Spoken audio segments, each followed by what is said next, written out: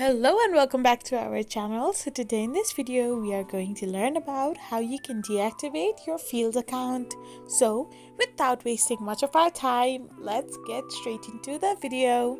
So first of all you need to do is simply scroll through your home page and tap open your field app. So once your field app gets opened up, you will end up in the home page of the field app. So after it boots itself up, it will show you different people's profile. So once you see this, you can simply tap on the profile like icon, and once you are in this kind of page, you need to simply scroll down below and choose the app setting option. So once you tap on the app setting, you can simply scroll down and find the pause my account option.